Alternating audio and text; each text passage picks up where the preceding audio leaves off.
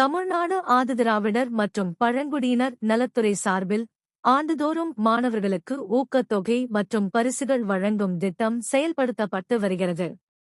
மேலும் இத்திட்டத்தில் 10 மற்றும் 12ஆம் வகுப்பு பயிலும் மாணவர்களை ஊக்குவிக்கும் வகையில் பொதுத் தேர்வில் அதிக மதிப்பெண்கள் பெறும் ஒரு ஆண் மற்றும் ஒரு பெண் என 2 மாணவர்கள் தேர்வு செய்யப்பட்டு ஊக்கத்தொகை வழங்கப்படுகிறது. மேலும் இத்திட்டத்தில் மாவட்ட அளவில் 12ஆம் வகுப்பு பொதுத் தேர்வில் அதிக மதிப்பெண் பெற்ற மாணவர்களுக்கு முதல் பரிசாக ரூபாய் 3000 ஊக்கத்தொகை அளிக்கப்படுகிறது.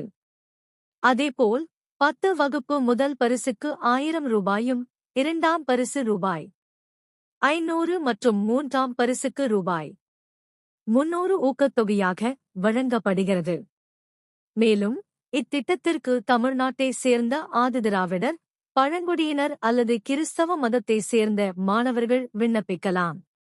தகுதியுள்ள மாணவர்கள் இதற்கான விண்ணப்ப படிவத்தை பூர்த்தி செய்து போதிய ஆவணங்களுடன் மாவட்ட ஆதிதிராவிடர் மற்றும் பழங்குடியினர் நல அலுவலரிடம் சமர்ப்பிக்க வேண்டும்.